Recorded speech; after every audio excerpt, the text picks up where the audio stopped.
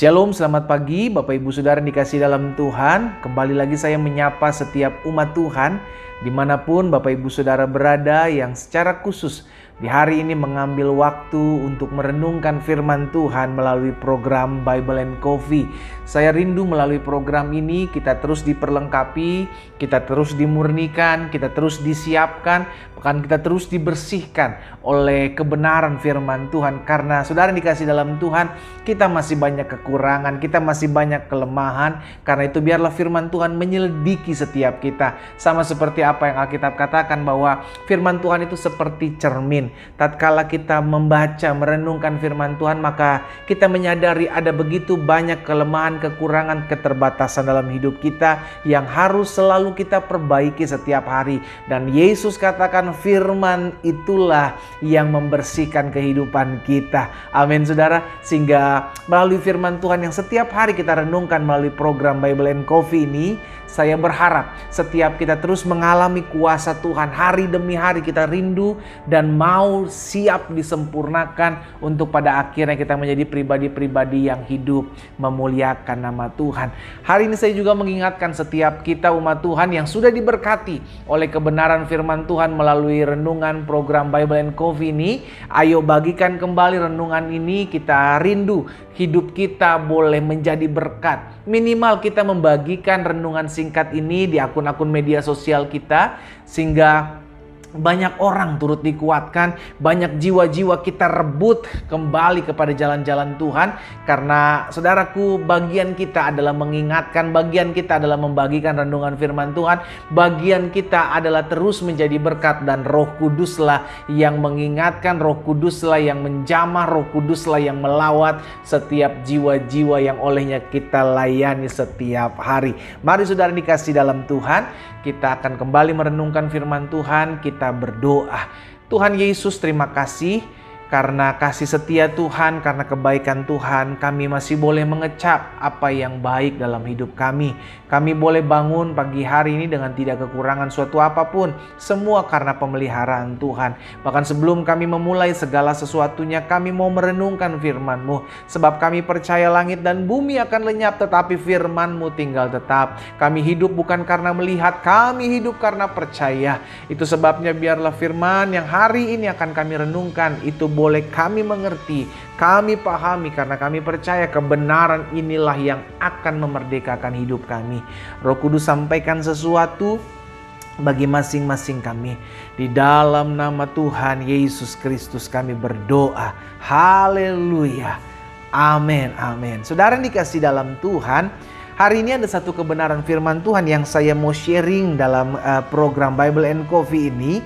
Di dalam Kejadian pasalnya yang keempat, ayat 3 sampai dengan ayatnya yang ke-7, di mana ada dua orang saudara dikasih dalam Tuhan, kakak beradik, yang satu bernama Kain dan yang lain bernama Habel. Dan apa yang terjadi kita akan pelajari sama-sama di dalam Kejadian 4 ayat 3 sampai dengan ayat 7. Setelah beberapa waktu lamanya, maka Kain mempersembahkan sebagian dari hasil tanah itu kepada Tuhan sebagai korban persembahan. Jadi Kain yang adalah seorang petani memberikan korban persembahan kepada Tuhan berupa hasil tanahnya, saudara dikasih dalam Tuhan. Ayat yang keempat, Habel juga mempersembahkan korban persembahan dari anak sulung kambing dombanya, yakni lemak-lemaknya. Habel, adik dari Kain, juga memberikan korban syukurnya dengan berupa kambing domba, anak sulung kambing domba. Karena Habel adalah seorang gembala ternak, ya kan saudara dikasih dalam Tuhan. Maka Habel mempersembahkan anak sulung dari kambing dombanya, yakni lemak-lemaknya. Tapi Alkitab mencatat masih di ayat yang keempat, Alkitab bilang begini saudara, maka Tuhan mengindahkan Habel dan korban persembahannya itu. Ayat 5, tetapi Kain dan korban persembahannya tidak diindahkannya. Saudara, sampai di sini dulu sebelum kita lanjut di ayat yang kelima di bagian B-nya. Kalau kita boleh merenungkan ayat ini atau perenungan firman Tuhan pada pagi hari ini, maka kita akan berpikir, kok Tuhan pilih-pilih kasih. Tuhan mengindahkan Habel dan persembahannya, tapi Tuhan tidak mengindahkan Kain dan persembahannya. Saudara dikasih dalam Tuhan, saya mau ingatkan untuk melihat dan memperhitungkan dan menilai persembahan itu adalah haknya Tuhan. Sama-sama bilang sama saya, itu haknya Tuhan. Tuhan menilai hati, makanya itu pernah ada, Tuhan Yesus pernah menilai ada satu orang tua memberikan 2 peser, saudara dikasih dalam Tuhan, untuk memberikan ke persembahan. Tuhan Yesus bilang apa? Orang ini memberikan yang terbaik. Jadi untuk memberikan persembahan, Tuhan tuh lihat hati. Sama-sama bilang sama saya, Tuhan lihat hati. Sehingga Tuhan lihat dan Tuhan dengar seruan hati seseorang dalam memberikan korban syukurnya. Dan apa yang Alkitab catat, Kain dan korban persembahannya tidak diindahkannya. Lalu apakah ini kita bilang adil? Adil. Karena Tuhan tahu dan Tuhan lihat setiap hati. Buktinya apa? Nanti kita lihat, saudara. Dampaknya ketika korban persembahan Kain tidak diindahkan oleh Tuhan, maka ayat 5 bagian B mengatakan begini. Lalu hati Kain menjadi sangat panas dan mukanya muram. Lihat, saudara. Jadi dampaknya ketika Tuhan hanya melihat atau Tuhan hanya mengindahkan persembahan Habel, maka Kain jealous, Kain cemburu. Nah, rupa-rupanya saudara dikasih dalam Tuhan, inilah penyebabnya kenapa Tuhan mengindahkan persembahan Habel. Berarti kalau kita lihat, Kain memiliki motivasi yang tidak benar di hadapan Tuhan. Saudara jangan tak salah, Tuhan lihat hati loh saudara. Dalam kita memberikan sesuatu, dalam kita berkorban, dalam kita melakukan segala sesuatu, Tuhan lihat motivasi. Manusia bisa melihat wujud, manusia bisa melihat actionnya atau tindakannya. Tapi Tuhan lihat ada apa di balik tindakan tersebut. Apakah engkau haus akan pujian sehingga engkau membantu orang? Apakah engkau haus akan kata-kata sanjungan supaya engkau bisa menikmati pujian dari orang, baru engkau bisa membantu dan menolong orang? Tuhan tahu hal tersebut. Itu sebabnya saudara dikasih dalam Tuhan, firman Tuhan katakan, Kain menjadi sangat panas dan mukanya muram. Ayat 6, perhatikan. Firman Tuhan kepada Kain, Kain, mengapa hatimu panas dan mukamu muram? Ayat 7. Apakah mukamu tidak akan berseri jika engkau berbuat apa? Berbuat baik. Tuhan tetap menghargai perbuatan baik Kain. Kain memberikan korban persembahan, it's good. Tapi belum tentu benar. Setiap perbuatan baik belum tentu benar, saudara dikasih dalam Tuhan. Jadi perbuatan Kain dalam memberikan korban persembahan itu adalah perbuatan yang baik. Makanya Tuhan bilang, kenapa mukamu tidak panas dan mukamu muram? Kenapa hatimu panas dan mukamu muram? Apakah mukamu tidak akan berseri jika engkau berbuat baik? Tetapi jika engkau tidak berbuat baik, lihat Tuhan tahu dampak dari seseorang memiliki hati yang panas. Jika engkau tidak berbuat baik, maka dosa sudah mengintip engkau di depan pintu. Ia sangat menggoda engkau, tetapi engkau harus berkuasa atasnya. Jadi saudara yang dikasih dalam Tuhan, Tuhan lihat apa motivasi di balik pemberiannya si Kain. Dan Alkitab mencatat, benar ternyata ketika tidak diindahkan oleh Tuhan, maka Kain marah, Kain sakit hati, Kain kecewa. Maka dampak dari kisah ini, maka Kain membuat apa? Jahat. Kain sudah ditegur oleh Tuhan sebelum dia melakukan, tapi dia tetap mau melakukan apa yang dia pandang tidak baik. Dia bunuh adiknya Habel. Saudara yang dikasih dalam Tuhan. Jadi saya pelajari hari ini dalam Kejadian pasal yang keempat ayat 3 secara khusus sampai dengan ayat yang ke-7. Bahwa motivasi kita dalam melakukan segala sesuatu Tuhan lihat loh saudara.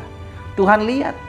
Baik engkau yang tulus, engkau yang ikhlas, engkau yang sukarela, maupun engkau yang memiliki motivasi yang tidak benar di balik perbuatan baikmu, Tuhan tahu. Tuhan tahu saudaraku. Tuhan tahu apa motivasi kita di balik kita membantu menolong orang. Tuhan tahu apa motivasi kita di balik kita melakukan segala perbuatan-perbuatan baik yang orang lihat. Tuhan tahu. Manusia tidak bisa melihat hati, Tuhan melihat hati. Amin. Ya, karena itu saudara yang dikasih dalam Tuhan, hari ini kita belajar. Kalau suatu saat perbuatanmu tidak dianggap, tidak dipandang, tidak dihargai, tapi engkau memiliki motivasi yang benar dalam engkau melakukan hal tersebut, maka tetaplah bersyukur. Saya ulangi sekali lagi, saudara. Kalau kita memiliki motivasi yang benar dalam kita melakukan sesuatu, maka ketika perbuatan kita itu tidak dianggap, tidak dipandang, atau dipandang sebelah mata, tidak dihargai, maka kita santai aja. Kenapa? Karena kita tahu tuh kita buat ini buat Tuhan kok. Kita lakukan sesuatu seperti untuk Tuhan. Alkitab bilang karena dari Tuhan yang menilai segala sesuatu, Tuhan yang akan melihat isi hati kita. Tuhan yang akan melihat apa motivasi di balik semua yang kita buat. Jadi kalau hari-hari ini kita buat sesuatu tapi kita tidak dihargai, it's okay. Yang penting motivasi kita benar. Justru yang gak benar adalah ketika kita tidak dihargai, kita marah. Berarti kita butuh penghargaan. Kita buat sesuatu untuk penghargaan. Kita buat sesuatu untuk citra diri kita. Dan itu salah di hadapan Tuhan. Jadi yang kita pelajari hari ini, saudara dikasih dalam Tuhan. Yang pertama, kalau engkau melakukan sesuatu, lakukan dengan motivasi yang benar di hadapan Tuhan. Apa motivasi yang benar? Alkitab katakan, apapun juga yang kau lakukan, lakukanlah seperti untuk Tuhan dan bukan untuk manusia. Kenapa? Karena biarlah Tuhan yang memuji-muji engkau. Biarlah upah yang daripada Tuhan itu yang engkau terima. Manusia memuji kita, sudah dikasih dalam Tuhan, itu bonus. Kalaupun mereka tidak menghargai, mereka tidak menganggap, mereka bahkan tidak memperhitungkan, it's okay. Tuhan lihat apa yang kau buat. Jangan sampai kita jadi orang-orang yang kecewa, sakit hati ketika perbuatan baik kita tidak dianggap, bahkan tidak diperhitungkan. Kita udah tabur sesuatu tidak dianggap, tidak diperhitungkan. Saudara dikasih dalam Tuhan. Dan kalau sampai kita marah, kalau sampai kita kecewa, dipertanyakan. Jangan-jangan kita memiliki motivasi yang tidak benar. Hal inilah yang dilakukan oleh Kain sehingga Kain ditegur oleh Tuhan. Hati-hati dengan motivasi kita dalam melakukan segala sesuatu. Manusia tidak lihat, tapi Tuhan lihat dalam motivasi apa yang kau lakukan, dalam segala sesuatu yang kau buat. Kita berdoa, kita datang kepada Tuhan. Bapa, dalam nama Yesus, terima kasih buat benih firman-Mu yang hari ini kami dengar. Kami bersyukur karena hari ini kami mendapatkan kebenaran firman Tuhan yang membukakan dan menyingkapkan segala kebenaran dalam hidup kami. Kami sadar betul kalau mungkin hari-hari ini kami kecewa, kami sakit hati, kami marah, kami murka karena kami buat sesuatu tapi kami tidak dihargai. Kami buat sesuatu tapi kami tidak dianggap. Kami buat sesuatu tapi kami tidak dihiraukan. Justru disitulah kami dihajar dengan teguran bahwa mungkin kami sedang mencari keuntungan buat diri kami sendiri berupa puji-pujian terhadap diri kami. Oh, ampuni kami Tuhan. Tuhan, Kau yang menyelidiki hati setiap kami. Biarlah hari-hari ke depan hidup kami, hati kami diubahkan. Kami menjadi pribadi-pribadi yang semakin hari semakin disempurnakan. Kami buat sesuatu, biarlah apa yang kami kerjakan seperti untuk Tuhan. Karena kami tahu Tuhanlah yang menilai kami. Ketika semua orang tidak melihat apa yang kami buat, Tuhan melihat. Ketika semua orang tidak memperhitungkan apa yang kami kerjakan, Tuhan memperhitungkan. Hamba berdoa buat umat-Mu, sehingga di hati setiap mereka tetap memiliki motivasi yang benar dan berkenan di hadapan Tuhan. Di dalam nama Tuhan Yesus Kristus hamba berdoa. Haleluya. Amin, amin. Kita nikmati kopi kita, saudara. Haleluya. Tetap miliki motivasi yang benar karena Tuhan lihat hati. Manusia tidak melihat hatimu, tapi Tuhan melihat isi hatimu. Lakukan yang terbaik, karena penilaian itu datang dari Tuhan. Tuhan Yesus memberkati kita semua.